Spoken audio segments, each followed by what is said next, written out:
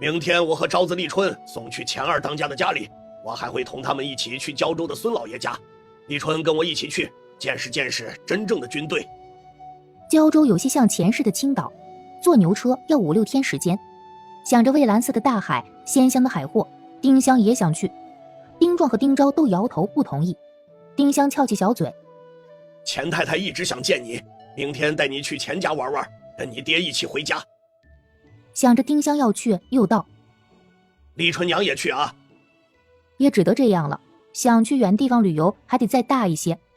以后爷爷不住在铺子里了，四夫哥怎么办？小伙子不想回家，我也不愿意让他回家。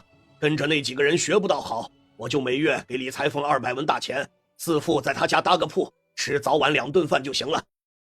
丁壮没说的是，李裁缝特别愿意帮丁壮这个忙，答应得非常痛快。李裁缝是驼子，媳妇儿又漂亮，经常受一些流氓地痞的嫌弃。跟丁家父子关系搞好，那些人不敢再随意欺负他们。经过1个多月的接触，丁壮更加喜欢和疼惜丁四父，为了他可谓煞费苦心。丁香也高兴，这样再好不过，丁四父有地方住，还可以跟李裁缝学手艺。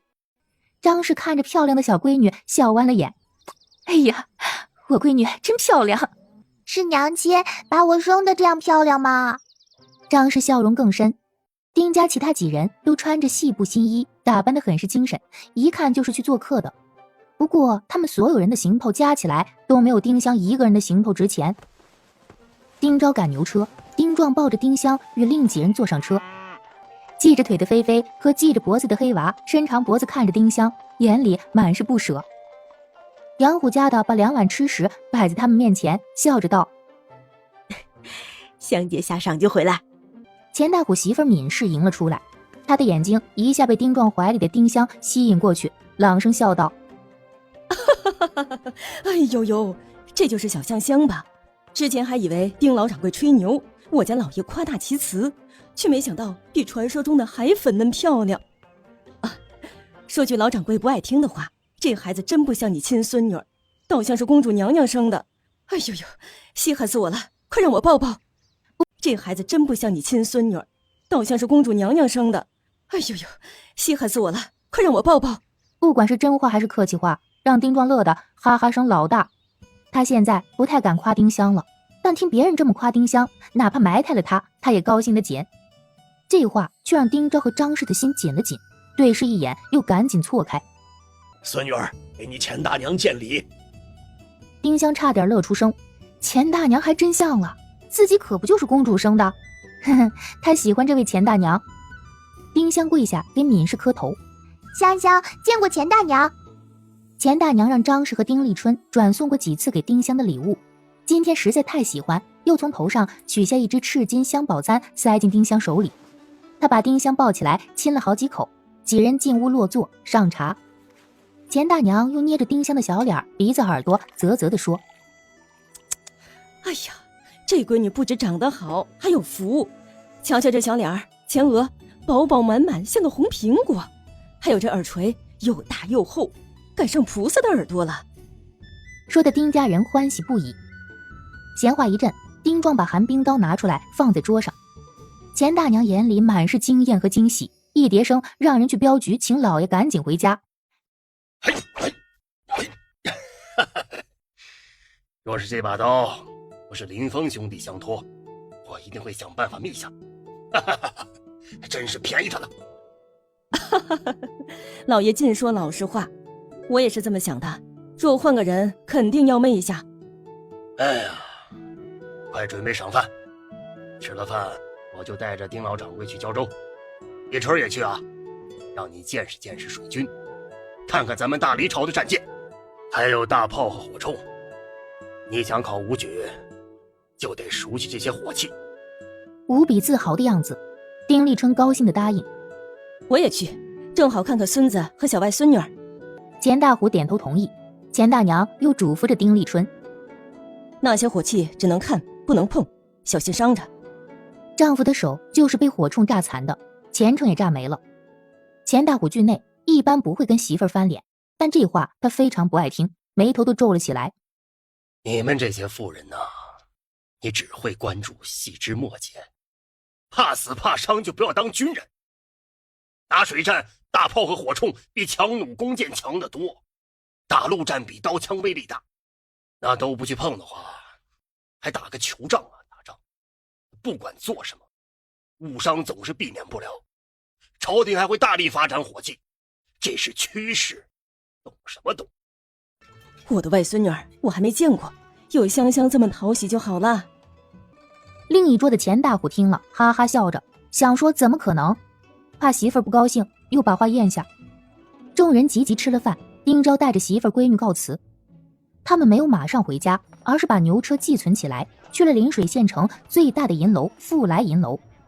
丁昭和丁香想看看那种绿石头到底是什么，价钱如何。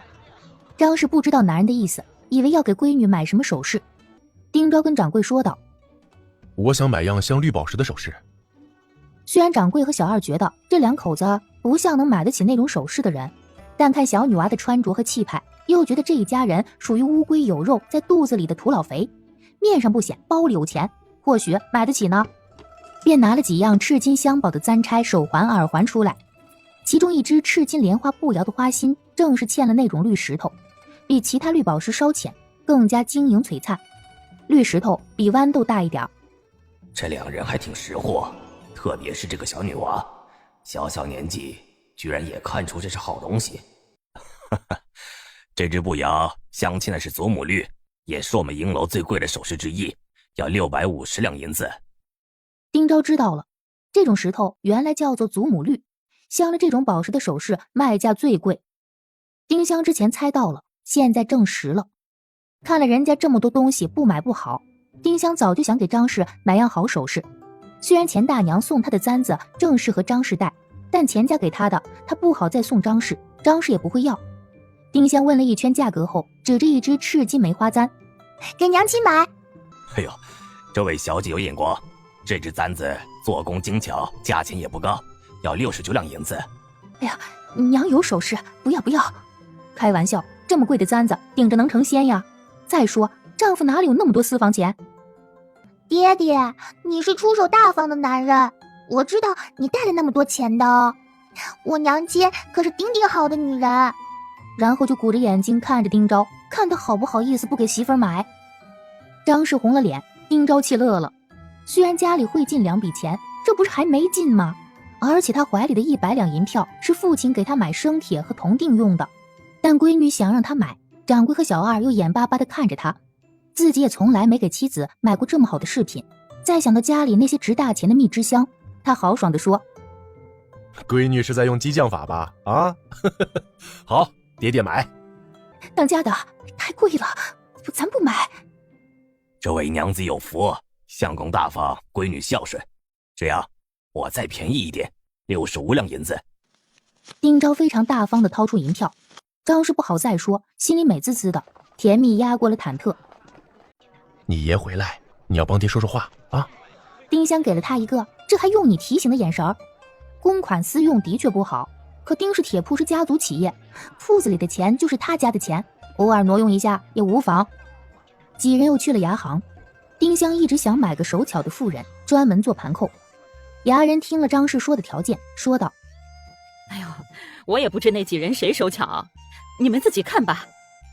从小屋里领出6个10几岁至40几岁的姑娘和妇人，其中一个30几岁的女人让张氏瞪大了眼睛，丁香也吓了一跳。虽然隔了好几年，脸上还多了一道长长的划痕，人也憔悴苍老许多，丁香还是第一眼认出他是谁，是之前9四绣房的龚掌柜。张氏惊讶了：龚掌柜，你怎么会在这里啊？一言难尽，我已经不是什么掌柜了，是不知会被卖去哪儿的奴才。丁香忙跟丁昭耳语：爹爹，赶紧把它买下来，不能让别人买走了。丁香觉得自己真是妥妥的女主，想要的人才就这么毫无征兆出现在眼前。这位龚掌柜是总经理的最佳人选，还有进货渠道的人脉，比绣娘更难寻。他怎么卖？别看西施年纪大了些，还破了相，却是个能干人儿。10两银子，一文不少。这个价钱比买壮男和黄花大闺女还贵得多。丁昭问龚氏：我家穷，你愿意来我家吗？买奴才不需要问这句话，丁昭还是问了。龚掌柜不知道张氏家发了什么横财，但他了解张氏，自认去了丁家，哪怕粗茶淡饭也比在前主子家好过。他跪了下去。丁老爷客气了，我愿意，我定会尽一个奴才的本分，服侍好主子一家。丁昭没有讲价，对衙人说道：好，我们买了。张氏之前一直把龚掌柜当贵人一样敬着捧着，想靠他的赏识多赚几文大钱，陡然听见自家男人要买他，他就是自家奴才，还有些不真实，张着嘴说不出话来。特别是龚氏的这一跪，更让他不知所措。丁香提醒道：娘，龚掌柜啊，不是龚氏，我家穷。这话说得更没底气。龚氏流出了眼泪。之前的主家富，我却落得这个下场。我知道太太心善，落在太太家是我的福。真是一个聪明通透又识时务的女人。丁香更欣赏她了。奴婢知道不该有这个念想，还是想说，我和我当家的只生了一个闺女红玲，老爷太太行行好，把她也一起买下吧。她今年11岁，手巧勤快。你闺女也在这里啊？龚氏哭着点点头。刚才张氏说要买一个手巧的妇人，衙人就没领年纪小的姑娘出来。衙人又看向丁昭，意思是买不买。丁昭当然不愿意人家母女分离，再说要重用龚氏也得拿出诚意才是。他点点头，衙人又领出一个小姑娘。小姑娘白皙秀气，脸都哭花了，生怕母亲和自己被卖去2个地方。哟，这小姑娘长得好啊，6两5钱银子。我虽是衙人，也不做昧良心的事儿。若是搁别处啊，这小姑娘8成要卖去楼里了。他的话吓得林玲一个哆嗦。丁昭十分满意这个姑娘，觉得给香香当丫头再好不过。丁昭毫不犹豫地付了银子，他爹给的100两购货银子花的只剩10几两，心里还是有些忐忑。龚氏母女激动得抱头痛哭，又跪下给丁昭几人磕了头。丁昭带着衙人去衙门换奴气，张氏抱着丁香同龚氏母女坐去衙行街口的茶肆喝茶，听龚氏讲了自己的遭遇。等到丁昭把契书拿到，已经日头偏西，赶紧赶牛车出城门。路上，丁昭笑着说：香香，让林玲给你当丫头，专门服侍你一个人，可好？好啊，你叫林玲是吧？以后就叫玲儿，等到我的丫头多了，再叫罗儿、绸儿、缎儿、卷儿、纱儿。嘿嘿，说了一长串料子名。丁昭笑得开怀，说的咱们家有多少银子似的，买这么多丫头。总会多起来的，以后别人会叫爹爹丁大户，叫娘亲丁太太呢。众人都乐了起来，想到能有那样的一天，丁昭眼里充满了期待。叫，以后有钱了，家里买马车。奴婢见过姐儿。小丫头很有婢女样。丁香的小胖手从荷包里掏出一个银克子赏她。龚氏看丁香的目光格外不一样，他前几年看这个小姑娘就觉得跟一般奶娃娃不一样，现在刚满6岁，双目灵动，口齿伶俐，思维清晰，将来肯定是有大造化的，而且看着就心善，不是刁钻不讲理的。闺女跟着他，这辈子有前程了。龚氏笑意更深，略显苍老的脸上有了神采。本以为这辈子他们完了，母女分开有受不完的苦，甚至有了一丝后悔，该屈服于命运的，没想到又进了这一家。张氏跟他们讲了丁家规矩：我们住在乡下，无需叫老爷太太什么的，以后呀，我就叫你灵儿娘。香姐再不回来，菲菲就要把绳子咬断飞跑了。若不是我安抚，她早就咬断了。之前菲菲从来没咬过绳子，麻绳根本禁锢不了她。她之所以心甘情愿被一根麻绳禁锢，是因为她不想离开丁香，愿意小主人一直牵着她。天黑了，小主人还没出现，她以为小主人又不要自己了，伤心的想咬断绳子回另一个家。丁香赶紧跑过去抱住她，又闻到那股香气，再有小主人轻轻的安抚，菲菲才平静下来。丁昭想让灵儿跟丁香睡一个屋，丁香脑袋摇得像个拨浪鼓。不要嘛，我习惯一个人睡。龚氏母女暂时被安排在西厢厅屋搭地铺睡，明天就收拾，让丁丽来暂时跟丁丽人住在一起，等盖了新院子再单独住。次日，灵儿一早就候在丁香屋外，听到她起来了，赶紧进来服侍她穿衣洗脸。当宫氏看到张氏他们编的彩镯和富贵节后，惊艳不已。丁香说了自家想开织绣房的事儿，问宫氏的意见。姐儿不嫌弃，奴婢就……我家是农家，无需那么称谓。是，就像天，我就说说我的想法。这些烙子结子非常的漂亮别致，可以提高绣房的知名度，吸引买家，却是撑不起整个绣房的。就像女人头上的挑衅，看着最是漂亮吸引人，但可有可无啊，作用也远没有固定头发的簪和钗作用大，而且易学，别人拆一个就能看懂大概。绣房要想生意好，还是要有好的绣品以及布料服饰的。这个观点丁香赞成。宫姨知道绣品和丝绸的进货渠道吧？不瞒姐儿，我跟江南湘西川蜀广域的商人都熟悉，有些进货渠道，还可以引荐几个好的绣娘过来。另外，若是姐儿愿意，可以多关注九思绣房，那家绣房开不久的。丁香的目光一下亮起来。怎么说？辛大太太派去那样一个掌柜，就是明着把绣房做垮，银子落进他的腰包。绣房是先大太太的产业，先大太太只有一个闺女，嫁去了外省。说姑奶奶以后想回来讨要母亲的嫁妆，绣房已经亏了没了。有些男人啊，就是这么无情，妻子刚死就什么都忘了。宫姨的绣活怎么样？我从小长在江南，几岁就跟我娘学针线呢，跟着先大太太来到临水县，就一直管着她的针线活。22岁时才去绣房当掌柜。丁香拿出她早画好的几种盘扣图纸，最简单的算盘疙瘩，也就是一字扣，再是琵琶扣、梅花扣、菊花扣。她先讲了一番衣裳系带子的麻烦和不美观，又由同心结想到了这种能扣在一起的结子，扣上不仅合一，还美观适用。为了区别结子，就叫盘扣，盘在一起扣上。宫氏双目圆睁，嘴张大合不拢。他先就看出小主子聪慧，却没想到这么聪慧。这哪里是什么盘扣，明明就是花嘛！他拿着盘扣翻来覆去看了许久，才郑重说道：“姐儿聪明，这种盘扣不仅美观漂亮，还是对衣裳的一种改进。我之前虽然没做过，但一定做得出来。”两人又探讨了什么盘扣适用于什么款式的衣裳，怎么搭配颜色。丁香喜欢跟聪明人打交道，这些事儿就交给宫姨了。需要什么料子和绣线，跟我娘说，一定要用上好的料子和绣线做，最好的盘扣可加金线。有了宫氏的加入，织绣阁丁香不需要事事操心了。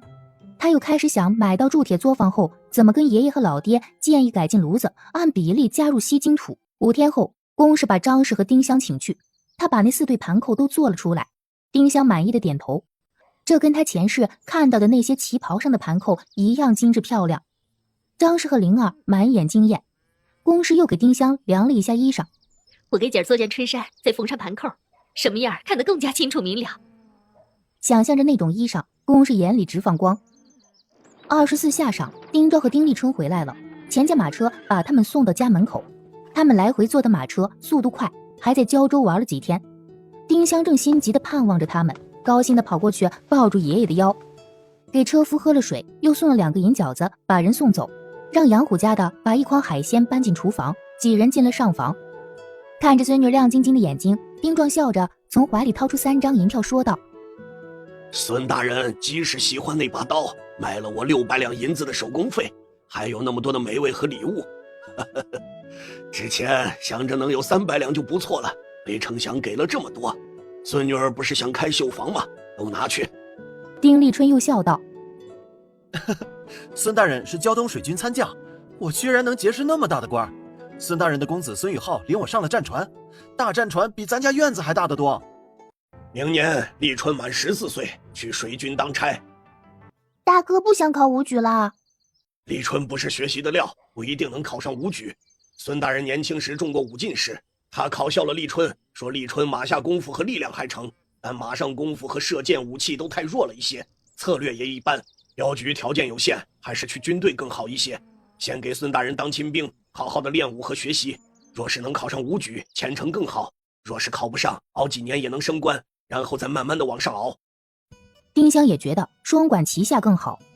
丁壮看出孙女儿眼里的疑惑，笑道：“孙大人袭击那把刀，舍不得自己用，说是要孝敬他那个当都督的伯父。”丁壮又拿出一个匣子，里面装了10颗珍珠，有黄豆粒大小。这是孙夫人专门送香香的。她听说我孙女儿漂亮讨喜，让你做首饰，还说她没有闺女，就喜欢白白嫩嫩、漂漂亮亮的女娃娃，让你以后去她家玩呢。给没见过面的乡下小姑娘，孙夫人出手够大方的呀。等大哥去胶州的时候，再送孙参将一串蜜制香彩镯。自家现在能拿得出手的，只有这个礼物了。穿在彩镯上卖钱，真是个小财迷。这么好的东西，留着给你打首饰，再给你娘几颗。他从筐里拿出2块尺头。大刀讨了孙大人的喜，钱二当家和钱太太也高兴。钱太太去胶州最好的绣坊给香香买的，让你做衣裳。1块纯天青色面料，1块玫红提花面料，看着光闪闪。这么好的料子做盘扣卖。我孙女儿什么时候变成财迷了呀？钱大娘送你的，你做衣裳，1套下山，1套冬衣。他乐呵呵跑去厨房，海鲜有虾、鱼、贝类，居然还有几个梭子蟹。丁香的口水溢满了嘴巴。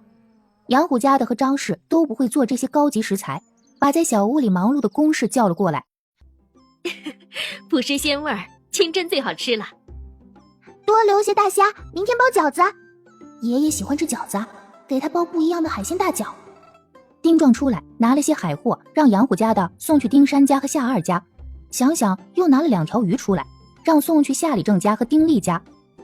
就说是参将大人送的，我给参将大人家打了一尊盘梨雕花铜鼎，积得参将大人喜欢。结识了那么大的官，当然要拿出来好好显摆显摆。丁香又把公氏叫去上房，让他看那2块料子。天青色的是9丝罗，玫红提花缎的是宋锦，各4尺，成人能做1套衣裳，孩子能做2套衣裳。丁香给了张氏5颗珍珠，又指着9丝罗，给我娘做。宋锦又红又花，张氏肯定不好意思穿。张氏高兴地接下了珍珠，拒收9丝罗。娘皮肤黑，穿这种料子可惜了，留给香香做下山。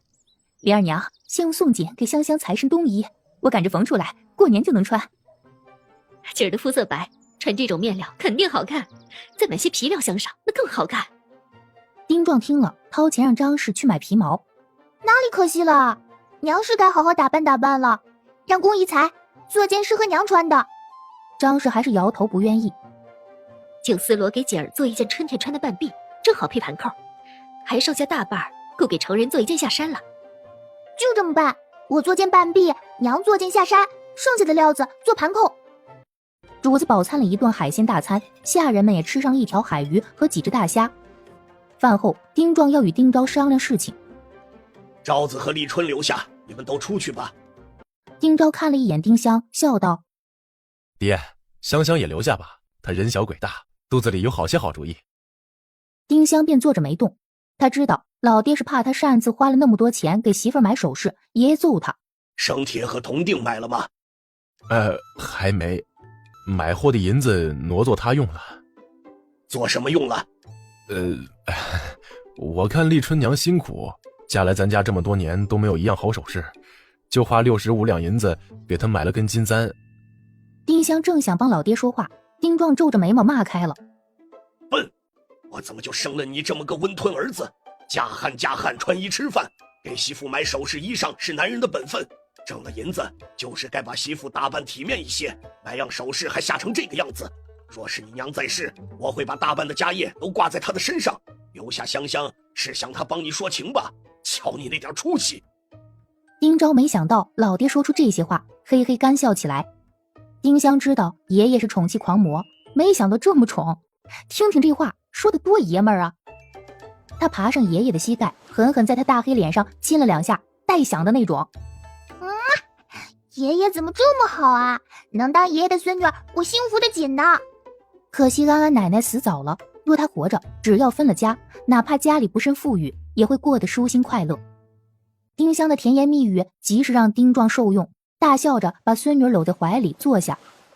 我老了，身体也不太好，不想打铁了。你已经32岁，过了而立之年，铺子和这一房就交给你管了。爹不想打铁成，这个家还是爹来当。以后家里会越来越好的，你脑子比我活络，又稳重识字，这个家交给你，我也放心。将来我就在家里陪香香做些自己喜欢的事儿。还有，下个月同立春一起去江南，就我去吧。不仅要把那2两的蜜汁香卖了，那些碎石头也拿去，大些的打磨好拿回家，小的就卖了。我再看看蜜汁香和沉香的珠串挂件怎么弄能让纹路好看一些。丁壮去卖蜜汁香，丁昭和丁香都放心。别看他不认字又蛮横，却最是心中有数，狡猾的紧，会讲价，会见人下菜碟。又有丁立春贴身照顾，更放心。丁香心里非常高兴，他早就不想爷爷打铁了，太辛苦。至于自己也想游江南，但他提都没提，爷爷和爹爹肯定不许他去。哎，怎么蜜汁香又多了一根？后来菲菲又叼回家一根，那几颗碎石头是我上山看到的。丁立春没多想碎石头，听说最值钱的蜜汁香又多了一根，咧开大嘴乐起来。爷爷，卖了蜜汁香，再买些上好的丝绸和丝线回来。具体在哪里买，公姨会告诉你，还会写信给他那边的朋友。想到将来的好日子，丁香笑得开心。丁壮脸色又严肃下来。等到我回来，就把池子和唐氏的衣冠种立了，再把家分了。以后你们这一房，昭子是家主，但是要花大笔钱，或是家里发生什么大事，必须跟我商量了再去做。丁昭也愿意分家，但想到父亲跟着二房，哪怕在一起生活，心里也难受。爹，别娘们兮兮的，就这么办了。天气渐冷，山上更冷。每天丁壮都会带着菲菲去山上玩一圈，而不会带丁香去。10月初6，丁壮同丁立春跟着一队押镖队伍去了江南吴城。他们的说辞是，丁壮打了几样铜皮好物事，想拿去江南卖个好价。他一辈子没见过世面，趁走得动，正好孙子又去押镖，去见识一下江南富庶。2根蜜汁香，一红一棕，装在密闭的铜皮箱子里，铜皮箱子再装在木箱子里，这样香气不会溢出，也契合了丁壮拿铜皮摆件去吴城卖的说辞。丁香当然又给大哥交派了一个秘密任务，就是买寻驸马的书。怕他钱不够，丁香还要给他10两银子。丁立春没收，笑着说：只要我说给妹妹买东西，再贵爷爷都会拿钱。他还聪明地认为，妹妹之所以揪着寻驸马不放，是因为爷爷喜欢讲女驸马的缘故。早上把爷爷和大哥送走，丁香就开始无精打采，一个人抱着菲菲坐在屋里发呆。哎呀，今儿个真漂亮！我从江南到胶东，在绣坊也见过不少的人了，算是有些见识。那些个官家小姐、商家千金，也没有姐儿的这般人才呀。他的夸奖让张氏笑容更深。姐儿年纪小，这盘扣颜色嫩一些好看。说是成人的衣裳，这盘扣颜色比衣裳颜色稍稍暗一些才好看。这种盘扣肯定能大卖的，在绣坊会比之前的9丝绣坊更上几层楼，名声响彻大江南北都不一定。丁香听得连连点头，他也这么认为。公氏是又懂技术又懂管理的总经理，契书在自家手里还不会跳槽，有他坐镇，作为董事长的自己可以少操些心了。架上去镇上买东西的杨虎家的给丁香带回一个小荷包，这是四父啊用那几块碎绸子做的，极是好看呢。荷包很小，只有成人的半个巴掌大，由几种颜色的布料拼成，很是别致好看。荷包里面装了几朵小头花，是丁四父用碎布扎做的，还让铁铺伙计用铁丝缠好。做工虽然一般，但颜色搭配不错，又是绸子面料，很是娇艳好看。丁四父是天生的裁缝，又懂审美，争取把他培养成织绣坊的总设计师。哼，卖了蜜汁香，家里就有巨款了，让人去医馆打听打听，看能不能治他的瘸腿。丁四父3个月大腿断，如今已经6岁半，瘸腿不仅长歪，还比右腿细和短，哪怕治也不可能完全不瘸，希望能好一点，个子再长高一些。丁香拿着荷包和2条之前丁四父打的烙子去了西厢，跟公氏说道：公姨，你帮我带个徒弟，等到铺子开了，他就跟你在铺子里学手艺。公氏听说这个荷包是个6岁男孩做的，惊讶不已，再听说丁四父的遭遇，很是同情。看他的年纪和这手艺，是老天爷赏他这口饭吃啊！今儿放心，我定会把看家本领都教给他，把他培养出来，我也能轻省些嘛。自己闺女跟着小主子，不会把心思都放在针线上，她也该带个徒弟了。公氏做衣裳和盘扣剩的碎布，丁香就让杨虎家的拿去给丁四父练手艺。丁真和夏三分来玩，丁香把那几朵头花送给他们，嘱咐不要说是丁四父做的，怕王氏知道儿子有了好手艺，滋生别的想法。两个小姑娘很是喜欢，立马插在头上。丁昭新官上任很忙，丁立人又忙着发愤，菲菲便没人带她进山里玩了。她一直在家里待得难受，情绪烦躁。丁香不愿意继续把她束缚在家里，菲菲真正的家是天空和鸡头峰，只要她能把这里当做她的第二个家，把自己当做亲人，时时回来看看，累了回家歇歇，就放她自由吧。这天早上风呼呼刮着，阳光虽然灿烂，却没有一点温度。丁香给菲菲的左腿系上一根红色烙子，亲了亲她的头顶，说道：去玩吧，玩够了记得回来看姐姐，回到这个家。菲菲似听懂了她的话，一声应力，离开丁香的怀抱，直冲云霄。她先在丁家院子上空盘旋一圈，才越飞越远，向山中飞去，最后消失在湛蓝的天空。灵儿跟菲菲也玩出了感情，不解地说：姐儿那么喜欢菲菲，为何要把她放走呢？万一她不回来怎么办？她会回来的。她说是这样说，一整天都心绪不宁，坐立不安。当丁立人和丁立来回来听说菲菲走了，也极是不舍和难过。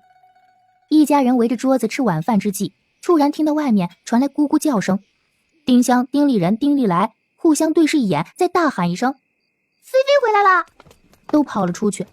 果真是菲菲，她张开翅膀扑向丁香，丁香把着她的脖子看她的嘴，嘴里倒刺上挂着几丝肉，不知她又吃了什么东西。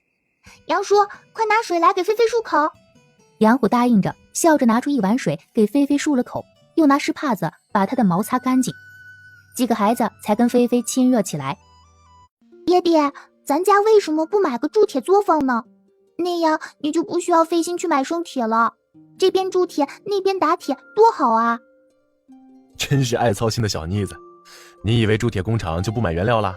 还是要买的，铁矿石要去更远的地方买。爹爹烦心的呀，不是买原料，而是李掌柜不懂行又死抠，手下的工匠出工不出力，炼出来的铁杂质多，用他家铁打出的刀和农具不好，容易断和钝。万氏工厂的生铁和铜锭要好得多，价钱也合理，就是离得远，路上耽搁的时间久。只要时间充裕，我宁可费时费力去买万氏的铜和铁。李氏工厂不行，爹爹就想个法子把它买过来，铸出好铁爹爹用啊。铸造的活可不好干，又脏又累的。爹也不懂行，咱家有了铁铺，还要开织绣坊，够了。爹爹要当丁大户，只有铁铺和织绣坊可不够。又拉着丁昭的袖子撒起了娇。爹爹，就把李氏铸造工厂买下来吧，求求你了。丁昭看着执着的闺女，突然想起几年前闺女哭闹着要买铸铁工厂的事儿，他觉得闺女要买铸铁工厂应该不是单纯的原料问题。闺女为什么总想买铁作坊啊？啊，是啊，我为什么会有这个想法呢？好奇怪。爷爷和爹爹基本上不跟他说打铁的事儿，他又不常去铁铺，不知该怎么回答，只得装傻。丁昭想到闺女的早会，家里的变化，还有闺女几次来往鸡头峰的事儿，他更加觉得闺女想买铸铁作坊不是一时兴起。不管闺女是不是父亲说的花仙转世，受上天和母亲姨母的护佑是真，吉旺是真，许多事一定是母亲和姨母在天之灵通过什么方式告诉他的，所以他才这么早会，知道许多别人不知道的事儿。听闺女的，爹爹会想办法买下李氏铸造工厂，不过办成这事儿需要一些时间。见闺女还在皱着小脸苦思冥想，又想不出个所以然，丁昭心疼了。哎呀，闺女不要想多了，头痛啊，什么时候想起来再跟爹爹说，不着急。丁香很感动，不管他有什么惊人或出人意料之举，这位爹爹都会从最善意的角度揣测和理解他，绝对不会往不好的地方想。他展颜笑起来，用手捏捏丁昭的大黑脸，五官被揉变了形，不管什么形都是他最喜欢的帅爹爹。冬月中旬，墙角那株腊梅开了，芳香四溢。丁香折了几枝插在小花瓶里，想着等修了新院子多栽些花草，有钱了不仅要提高物质生活，也要丰富精神世界。这天夏晌，丁香带着灵儿和黑娃去三房找丁真玩。今年丁香争取到了一个权益，就是带着灵儿和黑娃可以在村里玩，也可以去三房和夏二伯家串门子。三房的新院离村口比较近，他们往那边走着，突然村口传来哭叫声。灵儿拉着丁香的手跑至三房门口，就拉她停下。那边好像打架了，希儿不要过去。丁真牵着丁大牛站在大门口，他说道：香妹妹不要去，我奶和我娘去了，说脏眼睛，不让我们去。是丁有寿的院子里传出来的声音，丁香也不想过去，站下远远看热闹。村头的那几间破屋，丁有寿拿钱修缮了一下，又用金条围起来，就成了他的家。哎呦，打得着实可怜呐！呸，可怜的可怜个屁呀！他可怜，谁让他去勾引人家老娘了？啊，活该！那丁有寿眼瞎了，怕10几岁的寡妇也看得上。哎呀，这是妇人就行。他还挑吗？他丁香明白了，是丁有寿老相好的儿子来揍他了，活该！那丁有寿早该收拾。谢氏和赵氏回来了，丁大牛问道：奶娘，谁去揍三叔了？不许听那些阿杂话，脏耳朵。丁香和丁真都乖巧的没有多问，去丁真屋里打烙子。晚上，张氏手里做着针线，同丁昭说着家事。丁香拿着书在灯下看，刚才丁立人又教他读了一篇新学的文章。突然院门响了起来，传来杨虎家的声音：哟，是郑娘子啊，稀客呀。夏里正媳妇周氏的架子端得比夏里正还足，除了吃席，从来没登过他家这个门。丁昭和张氏对视一眼，赶紧起身迎出去。哎呦，夏婶子，稀客呀，请屋里坐。丁香起身招呼夏奶奶，就带着灵儿回南屋了。南屋留了条小缝，他跟灵儿嘘一声，耳朵贴在门后偷听。他觉得高傲的周氏突然降低身段造访，不一定有好事儿。周氏专门端起茶碗喝了一口，笑道：丁掌柜家是越来越富有了，香香都有专门服侍的丫头了。我爹打的铜鼎得了贵人青眼，卖了个好价。婶子知道我爹的性子，从来不想委屈香香。香香有福气，有个心疼她的爷。我今天呀，是受人之托，上门做好事来了。啊，好事儿？什么好事儿啊？夏员外和夏太太呀，稀罕你家香香，想把她说给他的二孙子文官。哎呦呦，夏员外呀是同生老爷，又家财万贯的。文官的先生还说，文官兴许也能中同生，中秀才都不一定呢。你家香香嫁过去他家呀，是掉进福窝窝里了，说不定能当上秀才娘子呢。在周氏看来，丁家再有钱也是匠人，丁壮名声还不好，能攀上夏员外这样的书香门第，和夏文官这个后生肯定愿意。丁昭没想到小小年纪的香香被人惦记了，还是那家人。好在父亲不在，否则会气得拿鸡毛掸子直接把周氏撅出去。他家香香这么好，连县太爷家的公子都配不上，何况是那家人，真是癞蛤蟆想吃天鹅肉。丁昭很生气，很恶心，他强压下火气，说着违心话：夏员外能看上香香，是我家的福气。他想说的是香香的福气，又太违心，改成我家的福气。只不过香香出生以后惊了一次魂，请道士来才把她的魂给喊回来。道士还给她配了一种药丸，说香香15岁之前必须时刻把药丸带在身上，还不能说亲，否则又会丢魂的。周氏愣了愣，他以为这桩亲事准能说成，却不想得到这个答复，又直觉丁昭没有撒谎，丁家不可能拒绝这么好的亲事。哎呦，这样啊，那就没辙了。我去跟夏员外回个话。一副你家亏了的表情。丁昭和张氏把周氏送出院门，两人回了屋。丁昭沉声跟张氏低声道：真把自己当根葱了，就凭他儿子还敢肖想香香。若当初他们没有阻止我科考，我至少要当秀才老爷，还由着他惦记我闺女。我明天就去和夏里正说，把咱家和东面的地买下来，多建几间房子，建漂亮些，再买几个下人。哼，让他们看看我家门第高着呢，由不得臭狗屎打香香主意。当家的消消气，左右咱不答应就是了。偷听大人谈话的丁香也不高兴，自己这么小就被人惦记了，他才6岁，那家人有病吧？痴心妄想，白日做梦，黄粱没梦，痴人说梦。呸！若爷爷在，可不会像爹爹这么好脾气的婉言谢绝，一定会骂人。次日傍晚，天空飘着小雪，阴沉沉的。如往日一样，穿得圆滚滚的丁香打着小伞，带着黑娃，站在自家门口等爹爹和哥哥。一个小人影越跑越近，来到他面前，是夏文官。他上下看了丁香几眼，皱着眉说道：“这么大的姑娘要守礼，人有礼则安，无礼则威。”丁香本不想跟小屁孩一般见识，但这熊孩子跟他爷爷一样讨厌和自以为是，真把自己内定成他的小媳妇儿了。你谁啊？知不知道礼义廉耻、自知之明啊？上那么久的学，就没听过什么叫彩衣娱亲、兄友弟恭？我愿意接我爹爹和哥哥，你管得着吗？手势的也太长了，真是男大洋的捕快，管得宽。牙尖嘴利，世上唯女子与小人难养也。你奶和你娘也是女人，这话拿回家跟他们说去啊！看到村口出现一高两矮3个身影，丁香展颜迎了上去：“爹爹，哥哥！”丁香的咯咯笑声尤为响亮。看到那个身影离开自家大门，丁昭说道：“以后看到那家人，想想躲远些，不要搭理他们。”夏文官就是个智障，看我明天不揍他！咱们一起揍！丁昭没阻止儿子揍夏文官，他不愿意得罪夏员外，却不怕他，人家都欺上门了，不揍他才怪。这是老爹不知道，否则一定去揍夏忠。进入腊月，天寒地冻，丁香一家急切地盼望着丁壮和丁立春的回归。初3这天，天空飘着鹅毛大雪。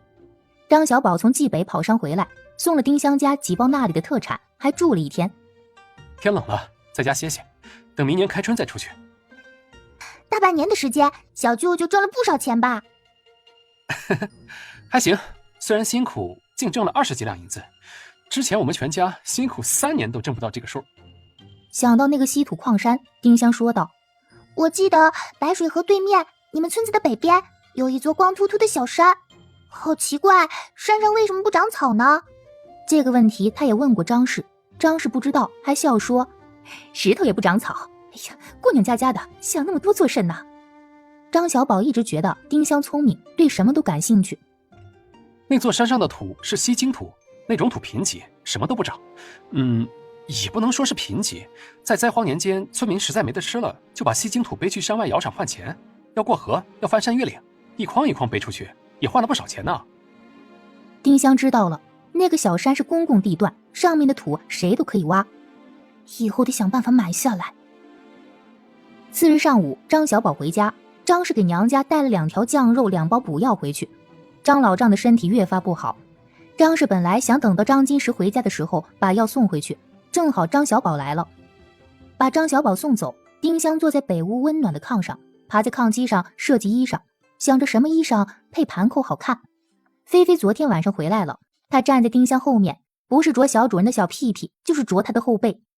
丁香不时用小手挥着后面：“别闹别闹，姐姐在做事儿呢。”灵儿坐在一旁绣花，不时被主子和菲菲的举动逗笑。院门突然响了起来，接着是黑娃的汪汪叫声。丁香一喜，赶紧跑了出去。爷爷和大哥这几天该回来了。灵儿打开门，是丁真拿着丝线来了。她穿着红色印花细布小袄长裙，领口和袖边裙边还绣了一圈小花，衬得小姑娘娇俏可人。有些简单的烙子她编得好，张氏便会出钱收购。小小年纪就能凭手艺挣钱，让她十分有成就感，也令北泉村的小姑娘们羡慕。心灵手巧，美丽勤劳，家境殷实。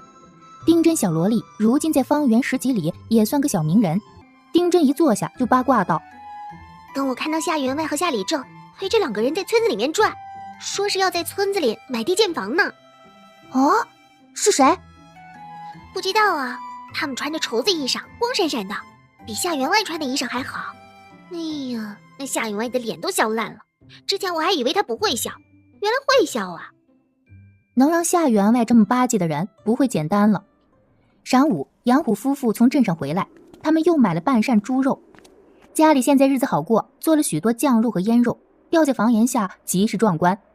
丁昭又让多做些，过年给钱儿当家家里送些。这里不兴吃用烟熏过的腊肉，而是喜欢吃酱肉或是腌肉。丁香出去问道：“杨叔，听说有外乡人来村里买地建房。啊，是，回来的路上听了一耳朵，听说主家姓陶，不当官了，想叶落归根，在村南边买了5亩荒地建房。丁香眼睛都瞪大了，他听丁昭说过，100年间北泉村最有学问的人就是夏员外，早年中过童生，整个古安镇只出过一个秀才，就是李先生。这个归根的陶举人会是谁？那是40几年前的旧事了。这陶举人家呀，原住在临镇，年少时呢，和寡母被族人欺负得活不下去，逃来咱们村租了几间房住下。就是丁有寿现在住的房子。他们靠寡母啊，在镇上卖烧饼。这个陶举人呢，刻苦攻读，15啊中了秀才，19就中了举人，村里人都叫他陶举人。后来呢，搬去了县城，中进士以后当了官，不知道搬去哪儿了。一别40几年，又要搬回来了。陶家的户籍啊，在临镇，只在北泉村住了几年，又不喜与人结交，村里人呢，也就渐渐的不提他们了。今天来的那2个是下人，说先把地买下，明年开春建房，建好了之后呢，陶举人就搬回来住。陶举人跟族人有什么矛盾？听夏三祖说呀，这个陶举人12岁的时候，他父亲突然得病暴亡，族亲为了强占他家的瓦房和20几亩地呢，就诬陷他偷东西，还收买他母亲的继母和同父异母的弟弟，要强嫁他的母亲。他们母子啊，就连夜逃来咱们北泉村。族人以他畏罪潜逃，把他除了族，占了他家的房子和地。陶举人不能上学呀，就在家自己学。15岁那年呢，他悄悄回去找了之前的先生，先生知道他的为人，找了几个人为他作证。这事情啊，闹到县太爷那里，他才得以参加科考。当年考上的秀才，4年之后呢，又考上举人。族人知道以后呢，就赶紧过来求他回去，愿意归还房子和地。他不堪其扰，就搬走了。丁香暗自腹诽，吃绝户就是这么可恶，没男丁的要吃，男丁岁数小的也要吃。呸！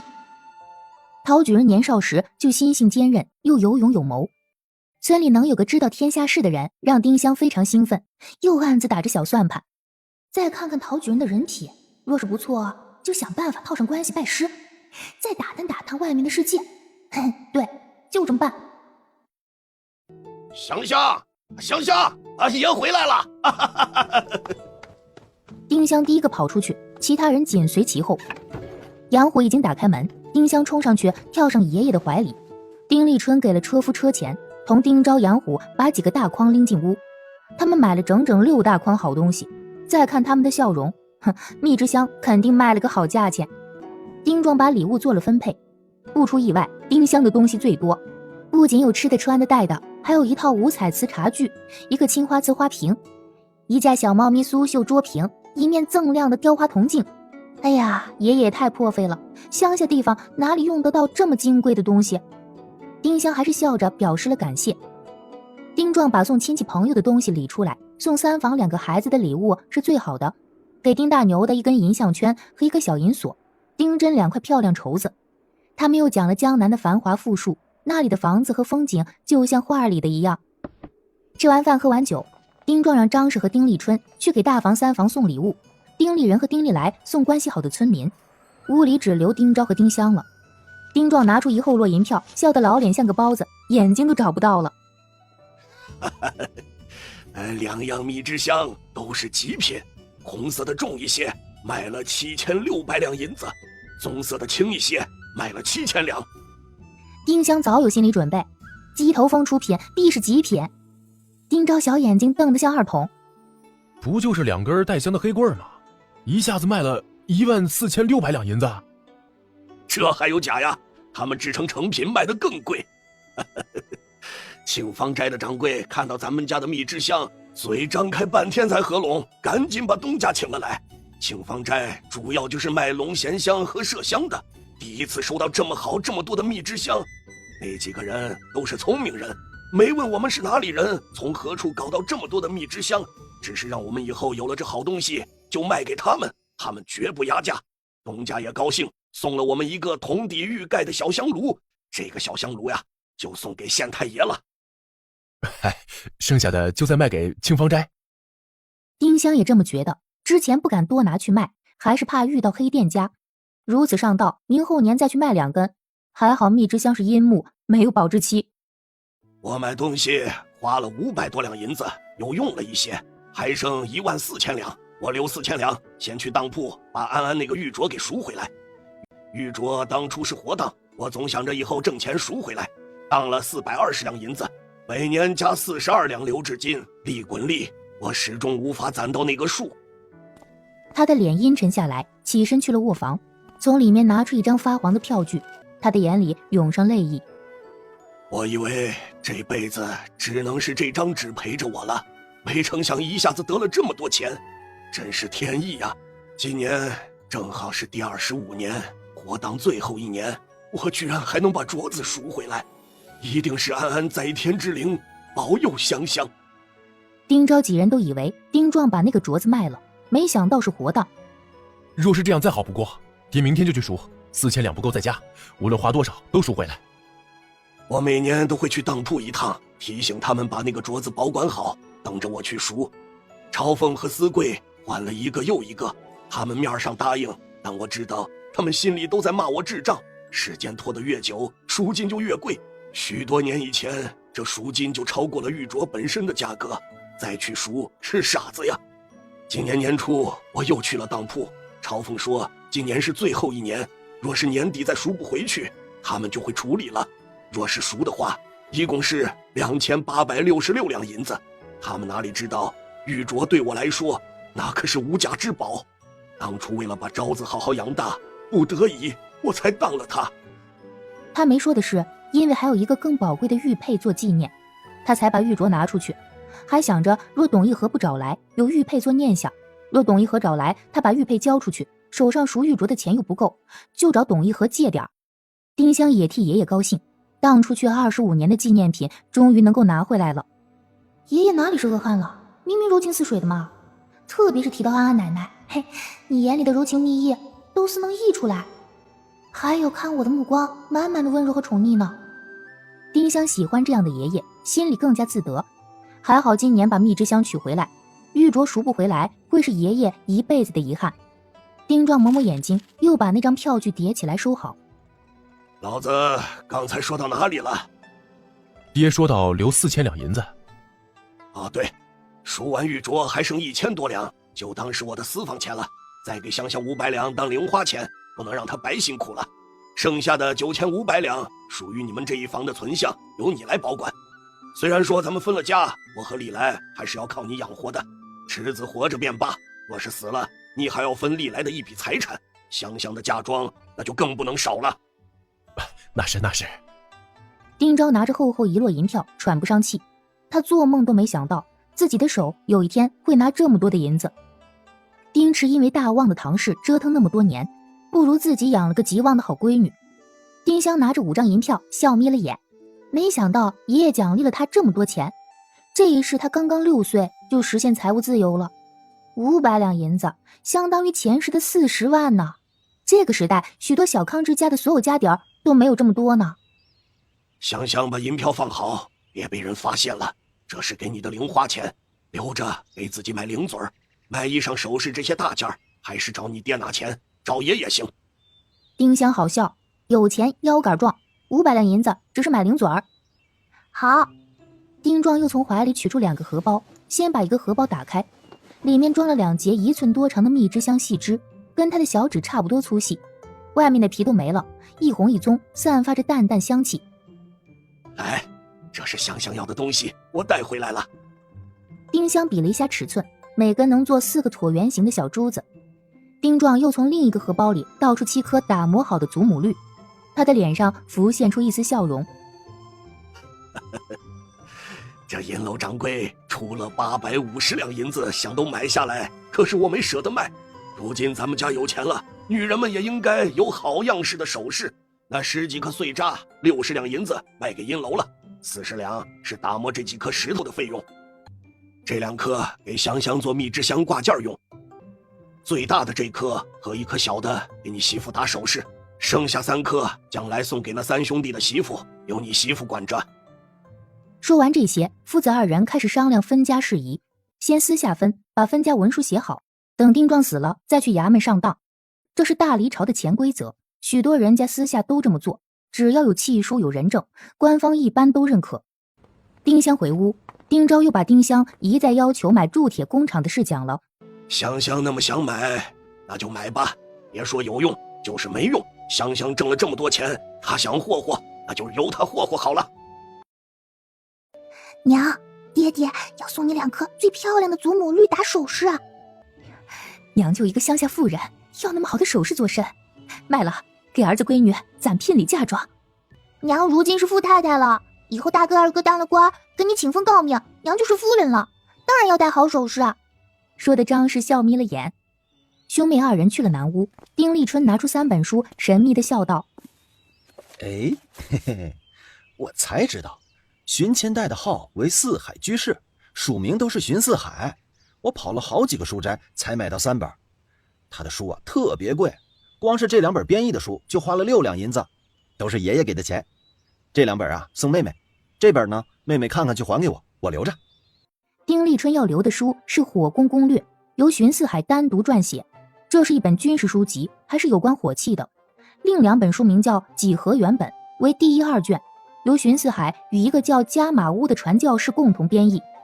丁香没想到荀驸马居然喜欢数学，还能同传教士一起翻译有关数学的书。数学是一切自然科学的基础，这几本书完全属于2个领域，难不成那位生理父亲是老乡？见丁香认真地看着书，稚嫩的小脸满是纠结，丁立春笑起来：“嘿嘿，我没说错吧？荀驸马博学多才，上至天文算学，下至农耕军事，他都懂。妹妹这么小，说你连这2本算学都看得懂，就在大哥的手上煎豆腐。”他伸出大手比了一下，丁香没搭理他。他不知道什么是穿越人，当然就不知道自己是全能的妖孽了。丁立人和丁立来回来，丁立人对火器攻略感兴趣，丁立来则是对几何原本感兴趣。丁立人对丁立来说道：“这2本书我都看不懂，你能看懂？”“看不懂，就是喜欢看。”这就是爱好。我今天先看，你明天拿去看，送给你了，必须爱护书，不能弄破了。丁立来乐得眉眼弯弯。嘿，我会好好爱护书的，不认识的字就问二哥，不懂的内容就问妹妹。在丁立来心里，妹妹不仅比丁立人有学识，甚至比李先生都有学识。丁立人不服气地抿了抿嘴，虽然他承认妹妹是最聪慧的女娃，但绝对不信妹妹能看懂这2本书里的内容。之后丁立来果真时来问丁香这2本书里的问题。小少年有数学天赋，有些东西居然能自己看懂，看不懂的就问丁香。丁香会的不好明说，提醒一半就挠着脑袋假装想不出来。丁立来回去想出来又来请教丁香，至于丁香也不会的地方就没辙了。丁香暗暗打定主意，若是将来跟荀驸马相认，又觉得那个人不错，一定请他收丁立来当学生。当然这是后话了。丁立人还想把火器攻略拿回自己屋，看完再还给大哥。我今天先看，明天二哥再看。3兄弟走后，丁香看到深夜，把3本书大概翻了一遍。火器攻略的内容都是研究这个时代的火器如何与步兵骑兵配合，如何在战船上使用才能更有力地歼灭敌军，没有一点现代痕迹，没有参照现代武器对火器进行改造，也没有从火器落后的源头找原因。几何原本里的数字用的是汉字，而不是阿拉伯数字，内容丁香一知半解，也没有寻到一丝半点的现代气息，标点也只有顿号和句号。丁香又觉得荀驸马不像穿越人，而是本土的天才与学霸，还是全能型天才与学霸。对于这样一个思想先进、钻研学术又不拘一格的古代男人，丁香从之前的无所谓变成了有一丝期待。期待当然不是指期待父爱，丁香已经从丁昭那里得到了所有父爱，这世上再没有比丁昭爹爹更好的父亲。他是期待有先进思想的2个人见面，产生思想上的碰撞和共鸣。他直觉这个男人很有趣，将来若真的相认，这位亲爹应该比那位亲娘好相处。他还是暗喜荀驸马不是穿越者，否则有些事儿他先做了，自己还做什么呀？不过不管荀驸马是穿越者还是本土男，丁香都觉得他属于智商高而情商不咋地的人，或者是对家庭不负责任的人。亲闺女被继母和弟弟换了，他们对贾寻香的态度肯定有所不同，总有破绽或漏洞。若是明察秋毫的人，一定会有所察觉。夜深了，丁昭走出正房，漫天飞雪中，他看到南屋小窗还亮着灯光，直接走了进来。丁香没想到要藏书，因为他笃定丁昭不会知道荀四海是谁。丁昭抽出他手中的书看了一眼，搞不懂小女娃娃怎么喜欢看这种书。至于荀四海，他真的不知道，就是当朝驸马，他大姨母的二儿子荀千代。他把书放到一边，轻声嗔怪道：这么晚了，赶紧歇下，以后看书啊，不许看这么晚，伤眼睛，长不高的。是这位爹爹把他捡回家，让他活下来，又幸福快乐的长大。爹爹，我会永远孝顺你的。丁昭笑起来，捏捏他的小脸，吹灭油灯，走出去。张氏已经睡了，听见动静坐起来，我去给香香换水。我已经换了。丁昭把油灯点亮，他把5颗祖母绿交给张氏，说了丁壮的分配。没有女人不喜欢漂亮首饰的。睡眼惺忪的张氏彻底清醒过来，看着手中的祖母绿乐了半天。他以为是卖蜜之香得了银子，在吴城买的。我要一颗小的，大的给香香做嫁妆。给你用你就用，爹不会委屈香香的。香香说呀，我将来要当夫人，留着当夫人了再用。你当了夫人会有更好的，这个你拿去银楼打这漂亮的金簪子。又拿出200两银子交给他。手工费加金子钱，这么多够了。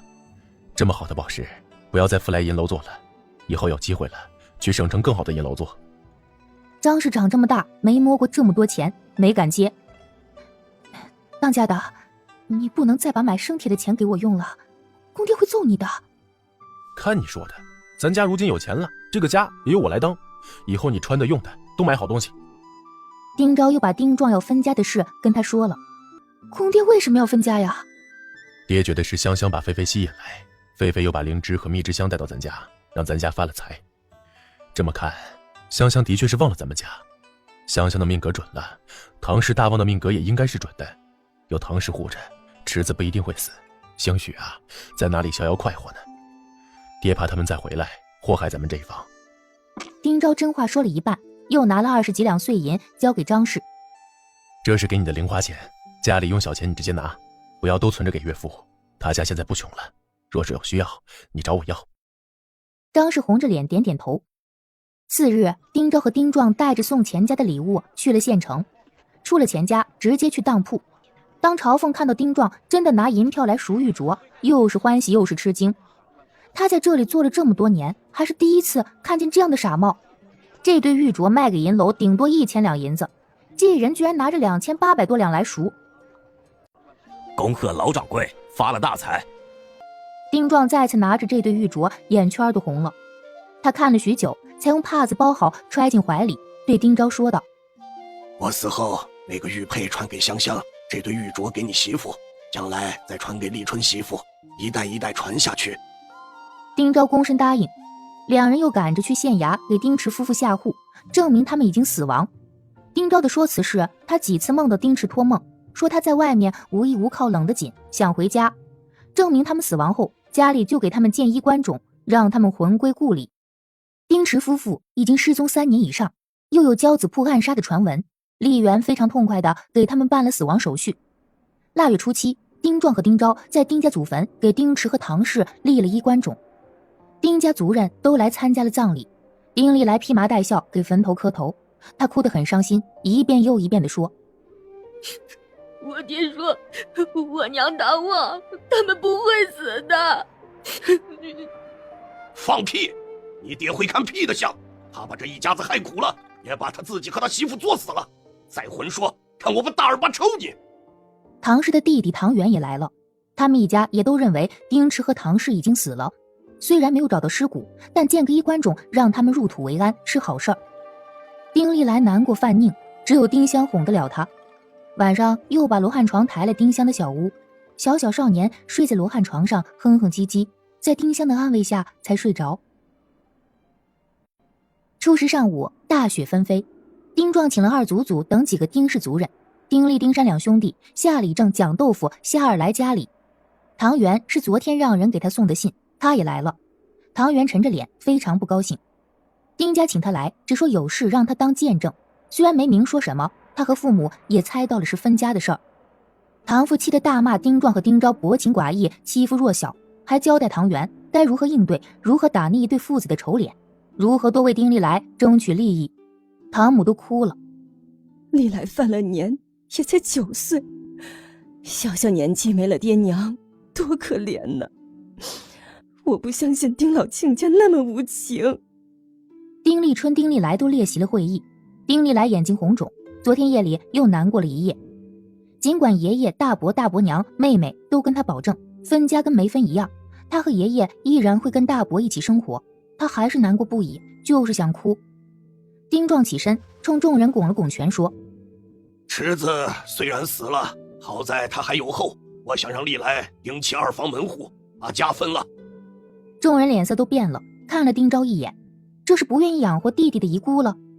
唐元第一个跳起来怒道：嘿，我说丁老掌柜啊，历来也是你孙子，小小年纪就死了爹娘，可怜呐，是不是？你应该多疼惜疼惜才是啊，你怎么忍心把他分出去呢？哎，你家又不穷，你为何做这种丧良心的事儿啊？又指着丁昭大骂：你这个狼心狗肺、爱财如命的畜生！我骂你怎么着？住嘴！我话还没说完，你嚷嚷什么？你们老唐家是什么好东西？除了亲家母，都他娘的狼心狗肺、爱财如命。当初历来在你家受了多少的委屈？丁壮鼓着眼睛，像要打人的架势。唐元不敢再顶撞，纷纷坐下。爹，说正事。我提出分家，正是为历来着想，想趁我还活着，把该给历来的分出来。众人才表示理解的点点头。有太多孤儿寡妇被伯父叔叔欺负，虽然觉得丁昭不是这种人，丁壮的做法没有错。唐元也觉得自己刚才冲动了，没有言语。大家伙都知道，池子借了高利贷，让这个家背负了1200多两银子的巨额债务。我和昭子把整个家底儿都拿出来，欠了一屁股的债，我又赔上了3根手指头，才把那些钱还上。按理说，池子这房分不到1文钱，还欠昭子良多。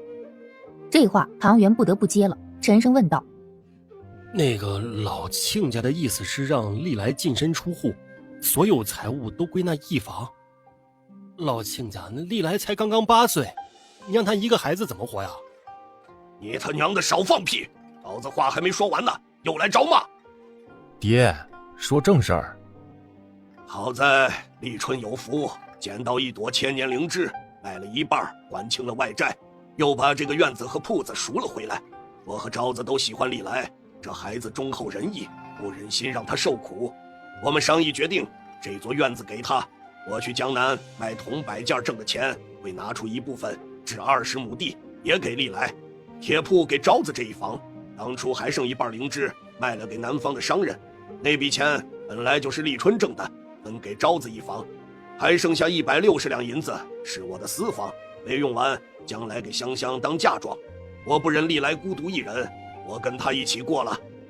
即使分了家，我们也会跟我爹和历来一起生活，他们的日常开销都由我负担，田地里的产出给历来存着。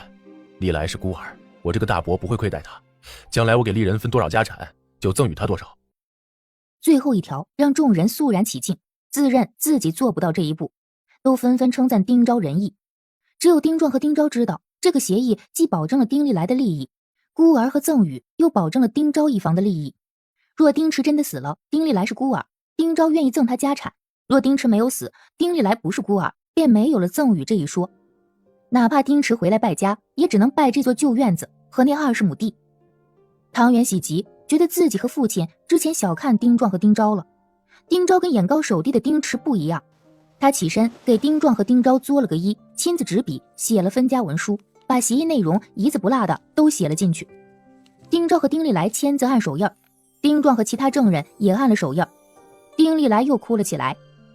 唐元哄道：好了好了好了，傻孩子，你爷这么做是为你好，快谢谢你大伯，你跟着他生活我们都放心啊，别哭了。众人在丁家吃了晌饭才离开。丁历来又哭着来到丁香的屋里，丁香拉着他的手劝道：三哥别难过了。文书上我跟你们已经是两家人了，你是我堂妹而不是亲妹妹，我能不难过吗？大月18晌午，9四绣房的一个小二找来丁香家，说是找龚掌柜有急事。小二叫王树，是龚氏当掌柜时的心腹。绣房快关门了，东家让把存货低价售卖，年后卖铺子。丁香赏了他5钱银子，丁壮留他吃了晌饭，喝了酒。次日，张氏就去了9四绣房。龚氏跟他说，前绸、宋锦、蜀锦等好料子，翠林阁的苏绣、香韵坊的香绣、西上河的蜀绣，吴城上好丝线，只要价格合适，再看王叔的眼色，能买的都买下来，这就是品牌效应。丁香暗道，以后还要再加上9路织绣坊的盘扣。张氏买了1000多两银子的货物，装了3车拉回来。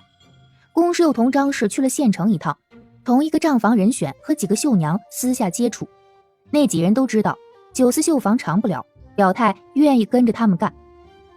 腊月20这一天，丁立人和丁立来放长假，丁壮磨好了2颗棕色珠子和2颗红色珠子，他交给丁香。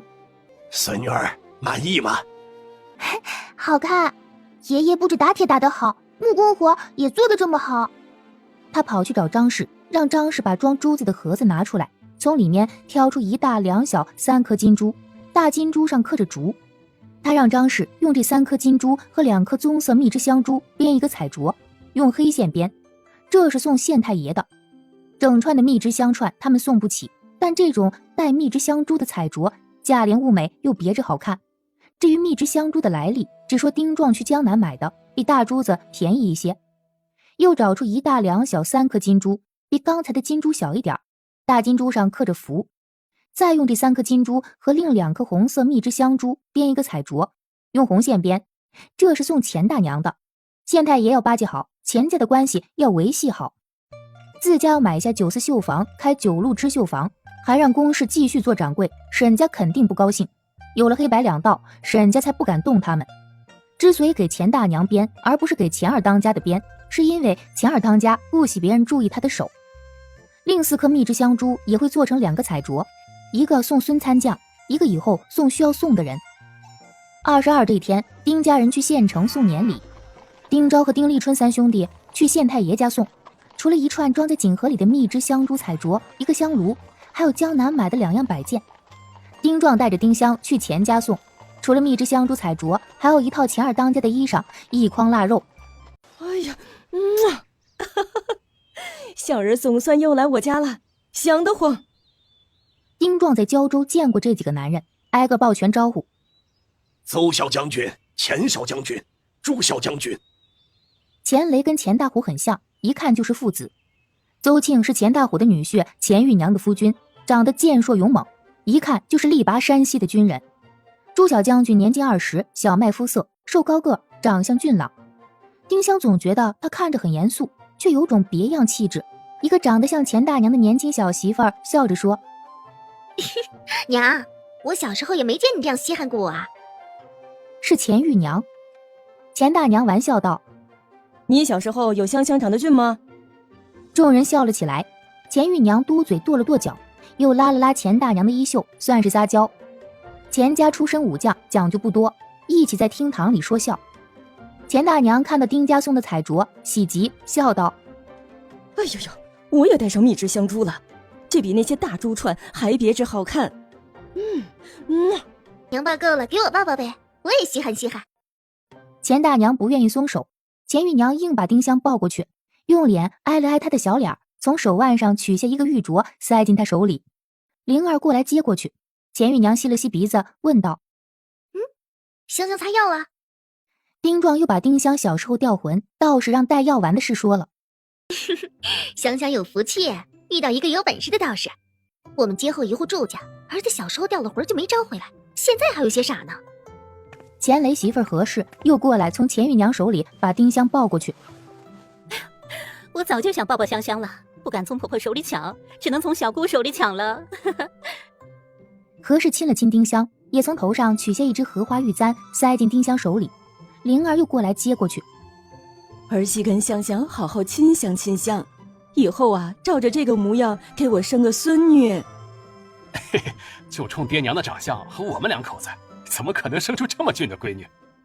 哼，丁老掌柜长成这样都能生出这么俊的孙女，我怎么就不能有个这么俊的孙女啊？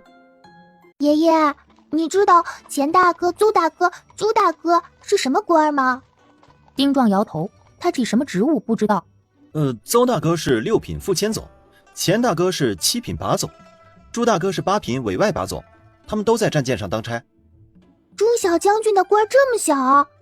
丁香诧异极了，他知道有门路的人进军营当官都是从7品开始。丁壮和丁昭也不解，看朱小将军的行事派头，我还以为他的官最大，出身最好。听钱二哥说呀，朱大哥的父亲年轻的时候是海匪，后被朝廷招安，现在在水军任游击将军。他父亲非常有本事，打倭寇和海匪一打一个准，还能预知海上的天气变化。但那个出身不会得到重用，最多就这个官了。朱公子升不上去，应该也是他父亲的缘故。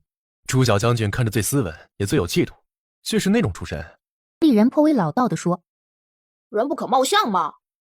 若立春和朱小将军站在一起，人家肯定以为立春是土匪出身的。”丁香更疑惑了，朱小将军的别样气质是匪气，不像啊。钱家客房，朱湛正同邹庆和钱玉娘在说话。我觉得香香的确不像有宿疾的孩子，掉魂之说应该是真的。她身上还有一股极淡的香气，哪怕药味很浓，我也闻到了。她身上带香气，这还是第一次听说。之前孙伯父说，孩子或许身体不好，药味很浓。香气非常好闻，有可能他身上佩戴了蜜之香，也有可能是药丸中的某种药香呢。邹庆和钱玉娘回到自己屋。朱湛怎么对香香格外注意呢？我跟你说啊，我爹娘跟丁家关系特别好，我娘又极喜欢香香，可不能让他们做对香香不利之事啊。你想哪儿去了？早年朱将军当海匪的时候也从来不抢人，何况是现在呢？朱将军是听孙将军说丁小姑娘像他的一个旧识，让朱湛来看看，打听一下而已嘛，认错也不一定。这事儿你可谁都别说啊，包括岳父岳母，知道吗？朱湛明天就回胶州啊？他先去冀州办点事儿，然后再回胶州。院门外的红灯笼在风中飘摇。北泉村之前只有夏员外家逢年过节要挂灯笼，如今他们老丁家不是过年也开始挂了。丁昭又讲了面见县太爷的经过，本以为能见到师爷就不错了，没成想见到了县太爷和他的大公子。不出意外，那串蜜之香珠彩镯让县太爷惊艳和喜欢，拿在手里把玩了许久，还送了丁家2匹绸缎，1套笔墨喜宴的回礼。他们还送了师爷一个包了50两纹银的红包，师爷高兴的笑纳。丁香暗想，老爹想得很周到嘛，丁氏家族企业由他掌舵，没有任何问题啊。2天后，钱雷兄弟和邹庆来丁家送年礼。这么多人，钱家人亲自来丁家送年礼是第一次，之前都是让丁立春带回来，这次连当6品官的女婿都来了。年礼非常丰富，囊括了布料、吃食、学习用品，急送丁香的一根赤金7宝璎珞圈，装了半车。丁壮高兴，觉得极有面子，直呼破费了。当时让人赶紧去镇上把丁昭叫回来，他带着杨虎家的在厨房忙碌，又让人去把赵氏请来帮忙。丁香拿了2串孩子戴的玉珠彩镯送给钱雷和邹庆，这是小姑姑送静哥的，这是小姨送田姐的。钱雷的儿子叫钱进，邹庆的闺女叫邹田。钱雷和邹庆道了谢。下次来临水县，我一定把你田姐带来，让她跟手巧的香小姨学打烙子，怎么样？好啊，我不只会打烙子，还会做针线，一定好好教田姐。钱家兄弟和邹庆又被跟狗一起玩的豹鹰吸引了，再看系在豹鹰尾巴后的奋兜，更是大乐，出来逗豹鹰玩。如今菲菲经常跟人相处，对人没有之前那么排斥。这几人跟小主人的关系十分要好，小主人要让他做什么就做什么，表演着起飞、落下、叼小棍之类的绝活。郎舅3人在丁家吃了晌饭，又逗了一阵菲菲，才回县城。一把大刀不仅让丁家和钱家的关系更加紧密，也更平等了。之前丁家在钱家面前是极其卑微的。腊月28下晌，丁昭和丁四富一起从镇上回来，明天起铺子放假，李裁缝也要回家过年，丁四富只得回自己家住。如今四富白白净净、胖乎乎的，眼睛清澈明亮，笑起来特别可爱。看到这样的丁四富，村人都不吝言辞地夸着他，还顺带夸了丁昭。丁掌柜仁义，这孩子胖多了，一看就比在他家过得好。四富哥越长越俊俏了。他从小包裹里拿出3双鞋垫，丁壮、丁昭、张氏各1双。鞋垫很素净，针脚也不算太匀称，但对一个6岁多的男孩来说，已经非常不易了。他红着脸说道：“我不会绣花，以后学会了会更好看的。”他又拿出一个油纸包，是一包松子糖，拿出几颗送给杨虎家的，剩下的都给了丁香3兄妹。送杨虎家的是因为他帮了他不少忙，丁家几人都笑着谢过，领了他的情。丁四富晚上会在2房吃饭，丁壮又让丁立春去把丁立、丁有才及丁山父子请来喝酒。丁壮表达了自己对丁四富的怜惜，提出掏30两银子让他去省城冀州府治腿。这事儿是丁香提及的，丁壮和丁昭思考后也同意了。30两银子对现在的自家不算什么，却有可能改变丁四富的人生。不仅因为心疼这个侄子，还因为丁四富善良记情，拎得清。若换成丁大富、丁三富，钱再多，他们也不愿意帮这个忙。丁香觉得丁壮爷爷白担了个恶汉的名声，其实心肠又软又好。而丁立、丁有寿这样的，看着老实木讷、遵纪守法，实际上不干一点好事。丁昭已经问过县城医馆的大夫，说是丁四富左右腿已经长短不一，医治了也不可能完全不全，只能相对好一些。自家人没有时间让王氏和丁二富陪着丁四富去省城治病。丁壮已经在钱二当家那里帮丁二富请了1个月的长假，丁壮会再给他们3贯钱的生活费及路费。他鼓着眼睛说：“这是我给四富治病的钱，不许节省着挪作他用，用不完退给我，我敢用去别处，看我怎么收拾你们。”哥哥，谢谢二弟啊，四父有福，得了二弟的青眼。